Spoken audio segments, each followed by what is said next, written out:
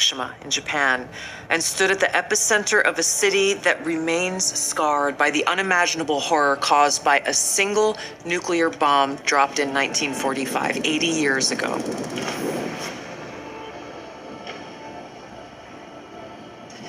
It's hard for me to find the words to express what I saw, the stories that I heard, the haunting sadness that still remains. This is an experience that will stay with me forever. This attack obliterated the city, killed over 300,000 people, many dying instantly while others died from severe burns, injuries, radiation sickness, and cancer that set in the following months and years. Nagasaki suffered the same fate. Homes, schools, families, all gone in a flash. The survivors, the hibakusha, they carried the pain of extreme burns, radiation sickness, and loss for decades. Survivors of this attack were asked to put in paintings and drawings their own memories and how they felt and what they saw, and those paintings and the suffering that they conveyed, the pain and the sense of loss were almost more powerful than the photos themselves. Yet this one bomb that caused so much destruction in Hiroshima was tiny compared to today's nuclear bombs. The bomb that was dropped on Hiroshima had a yield of just 15 kilotons of TNT, whereas today's nuclear warheads range in size from 100 kilotons to over 1 megaton. A single nuclear weapon today could kill millions in just minutes. Just one of these nuclear bombs would vaporize everything at its core: people, buildings, life itself. The shockwave would crush structures miles away, killing and maiming countless people. And then comes the fallout. Radioactive poison spreading through the air, water, and soil, condemning survivors to agonizing deaths or lifelong suffering. A nuclear winter could follow, with smoke and ash completely blocking the sun, plunging the world into darkness and cold, killing crops and starving billions. Acid rain would scar the earth, wiping out entire ecosystems. This isn't some made-up science fiction story. This is the reality of what's at stake, what we are facing now. Because as we stand here today, closer to the brink of nuclear annihilation than ever before, political elite and warmongers are carelessly fomenting fear and tensions between nuclear powers. Perhaps it's because they are confident that they will have access to nuclear shelters for themselves and for their families that regular people won't have access to. So it's up to us, the people, to speak up and demand an end to this madness. We must reject this path to nuclear war and work toward a world where no one has to live in fear of a nuclear holocaust.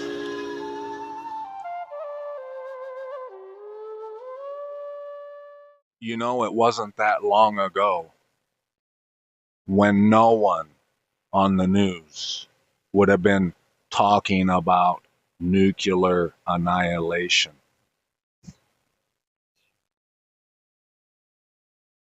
If anyone would have, they would have been called a conspiracy theorist and a nut. Now,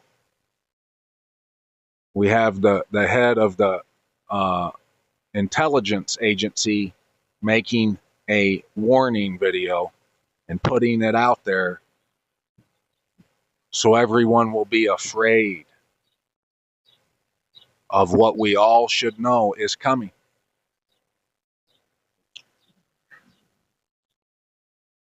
This is part two to the GOAT. Not only Christians, not only are the Christians the GOATs of buying bullshit, but anyone who believes that Donald Trump is here to save the day. Anyone who believes that is a goat of buying obvious bullshit. You can take this to the bank, though. The day of wrath, the Most High's day of recompense for the cause of Zion is fastly approaching. And there's nothing you can do to escape it if you're outside the city gates. If you believe that the God of this world, Satan, is going to give you the instructions on how to avoid it, you're also a goat of buying bullshit. All through this word, all over the place, everywhere, it tells you that there would be two cities in the end, that there would be an imposter, a phony, a fraud, that the synagogue of Satan would erect in order to destroy everyone. It's that new wine, and that new wine that's failing, that will fail. The Most High told us it will fail. That new wine involves the man of lawlessness, the lies about the Messiah that they've turned into this fraudulent story called Jesus Christ. They've told you that you can do whatever you want. You don't have to follow no instructions. You can just be a good person, be really nice, plaster on the niceness so thick that it drips off you on a hot day. It starts running down your face, and you'll be accepted. You'll be zapped up out of here one day on into the sky in the rapture. We know, though, those of us who've been reading, who haven't stopped our ears from hearing and our eyes from seeing, we know that that day will not come. Annihilation will come. And all you goats who've been buying that bullshit are going to be thinking in that moment, what happened? I've been such a good person. I've been overly nice. I've let everyone know that I'm a nice person. I've put money in the offering plate. I go to one of the biggest, fanciest churches around. I get down and boogie down every Sunday. Do a little hop, skip, and a jump. And why are these nukes falling on my head? I thought I was getting a first-class ticket out of here. You're going to know that you were a goat. You were a mark for buying such stupidity. And you walked around with the Bible and smacked people upside the head with it and never took the time to open it up and actually search it to see if that's what was going to happen. If you have the humility in you, true seeker, start searching the word, and you're going to see that I'm not selling you any bullshit. I'm telling you the truth. That just like in the days of Noah, the Most High, he wiped the earth clean. You know, just like I do, that that's going to happen a second time. The first time there had to be an ark, and the animals, and Noah and his family, the animals, 2 by 2, they had to come get in the ark. Well, this time there's an ark as well. It's called Mount Zion, the real Mount Zion, and it's in Utah, right here in front of these Wasatch Mountains. And if you search the book, you're going to see that I'm not BSing you. But we didn't get 66. Let's get it, and you're going to see that everything I just told you is 100% truth. Thus said Yahuwah, the heavens are my throne, and the earth is my footstool. Where is this house that you build for me, and where is the place of my rest? Do you see? You see how important it is to know where the place of his rest is? This is the last chapter of Isaiah. He's saying, where is this place? Where is this house that you build for me? What happened was the N men's from Germany, the synagogue of Satan, out of the first two world wars, and I've showed you their plan. We've read it, countless documents and books and movies and everything. I've proven it that this is the truth. They made the Zionist state of Israel in the land of Palestine in order to bring forth Luciferianism. It's the truth. That's what's happening. And just like Messiah said, he said that it's just like the days of Noah. They'll be eating, drinking, marrying, living it up, just like they are right now. You see them moving.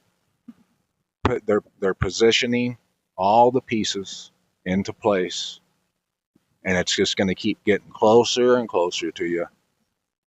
And you'll still go down, boogie down every Sunday. This Christmas, you're going to want to have a Christmas tree. You're going to want to do all those things. You're going to continue to think that Israel is the place of his rest, but no, it's not. And you're going to see. And all these my hand has made, and all these that exist, declares Yahuwah. Yet to such a one I look, on him who is poor and bruised of spirit, and who trembles at my word. Who trembles? You goats, you don't tremble at anything except for the economy, your finances. But whoever slays the bull strikes a man. Whoever slaughters the lamb breaks a dog's neck. Whoever brings a grain offering. He's talking about an offering to Babylon, to the false state of Israel. When you put money in that offering plate, in that church that praises the image of the beast, pig's blood. That's what you've brought. Whoever burns incense blesses an idol. Indeed, they have chosen their own ways, and their being delights in their abominations. You guys love it. I shall also choose their punishment and bring their fears on them, because I called, but no one answered. I spoke, and they did not hear, and they did evil before my eyes and chose what was displeasing to me. Hear the word of Yahuwah, the word. The word tells you that there would be an imposter city in a place, and that it would all be a lie, that it would be the synagogue of Satan. Even in Revelations, Messiah said, I am taking out those who say they are Yahudim, but lie. That's what it's all about. That's what the book of Revelations is all about. It's about the location of the real house and the imposter. Hear the word of Yahuwah, you who tremble at his word. Your brothers who hate you, who cast you out for my name's sake, said, let Yahuwah be esteemed, so that we see your joy, but they are put to shame. That's what's happening to all you goats today. You're being put to shame. I'm ashamed of you. You are repulsive to me. I want nothing to do with you unless you unplug your ears and your eyes. How are they put to shame? A roaring sound from this city that I'm in. A voice from the Hakal. That's why you guys plug your ears, because you can't handle it. Can't handle this voice, the voice of Yahuwah repaying all of y'all for all the abominations that you've chose. And this right here, verse 7, starting in verse 7, will let you know that this journey, this Mufasa saga I've been on, has been 100% truth. Before she labored, she gave birth. Before a pain came to her, she was delivered of a male child. He's talking about Sion, the real Sion. That didn't happen in Israel, did it? They had planning committees. They had 3 different places I've showed you on this channel and my backup. They had 3 different spots in mind, and they finally chose Palestine to erect their city of Babylon. They had 2 world wars in order to bring it about. There was much labor. This happened in a day. Who has heard the like of this? Who has seen the like of these? Is a land brought forth in one day? Is a nation born at once? For as soon as Sion labored, she gave birth to her children. I'm gonna tell you about a dream I had the other day. Just a little piece of it, a little snippet. I had a dream that a big stork came waltzing up to my home, and I opened the door and he hopped right on in. And at first I was a little scared that he might bite me, but he was a smiling stork and he was really nice, and he hopped up on my couch and he didn't want to leave. So take it for what it's worth. Shall I bring to birth and not give delivery? This is going down whether you like it or not. If you don't come here, you were a goat, a mark, a stooge for Babylon, says Yahuwah. Shall I, who give delivery, restrain birth, said your mighty Most High? This is what you need to do. Rejoice with Jerusalem. Be glad with her. All you who love her, rejoice greatly with her. All you who mourn for her. Do you guys even fall in that category? Do you even care about her? You don't, do you? You don't care, because if you did, you'd go look to see what the city of Babylon is, to see what really went down, all this monumental stack of evidence that I brought forth, that you could have opened your eyes to and your ears to, but you closed them, plugged them like toddlers. Why have I been so my cup has been running over with all this mighty good news of the rain, all these set apart words? It's because I'm here. I'm feeding, so that you feed and shall be satisfied with the breast of her comfort, so that you drink deeply and shall delight yourselves in her overflowing esteem. If you've plugged your ears to what I've been sharing with you, you've been missing out on all that. If you've had them open, if you've came suited and booted, baby, Berean style with me, you've been getting it with me.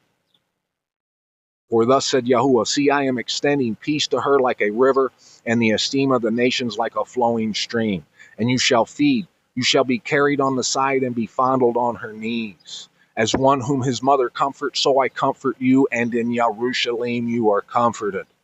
It's the only place you're going to be comforted. Anywhere else, the odds of you getting nuked are great. The odds of you being victim to martial law and chaos are through the roof.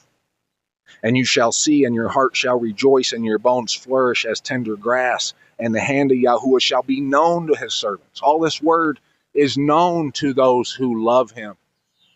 If you can't figure this out, you're not his servant. You might play the role. You might have everyone believing that you're a servant of his, but the servants of his see right through your bullshit. That's why it says, and his displeasure to his enemies. You can't figure it out, that's his displeasure. You're his enemy. You've been coddling the image of the beast and the man of lawlessness. For look, Yahuwah comes with fire, and with his chariots like a whirlwind, to render his displeasure with burning, and his rebuke with flames of fire. For by fire and by his sword, the word, Yahuwah shall judge all flesh, and the slain of Yahuwah shall be many, because many don't read the word. They probably own Bibles. They've probably slapped many a person upside the head with theirs, but they ain't been reading it. Those who set themselves apart and cleanse themselves at the gardens, at the churches, after one, the man of lawlessness, in the midst, eating flesh of pigs, and the abomination and the mouse, the house and the mouse are snatched away together, declares Yahuwah. And I, because of their works and their imaginations, am coming to gather all nations and tongues, and they shall come and see my esteem.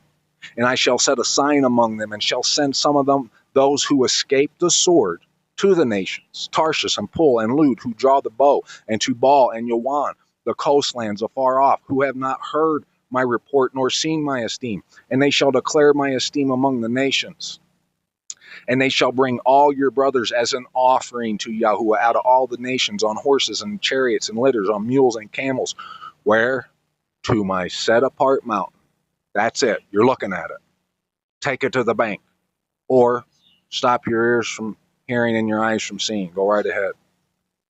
To my set apart mountain, Yerushalayim, declares Yahuwah, as the children of Yasharal bring an offering in a clean vessel into the house of Yahuwah. And from them too I shall take for priests, for Levites, declares Yahuwah. For as the new heavens and the new earth, remember the last video what that is. That's Yerushalayim, a rejoicing. For as the new heavens and the new earth that I make stand before me, declares Yahuwah, so your seed and your name shall stand. And it shall be that from new moon to new moon, and from Shabbat to Shabbat, all flesh shall come to worship before me, declares Yahuwah, at this mountain. And they shall go forth and look upon the corpses of the men who have transgressed against me, for their worm shall not die, and their fire not be quenched, and they shall be repulsive to all flesh. All praise, all honor, all glory, and all esteem to my Abba, Yahuwah, the mighty Most High.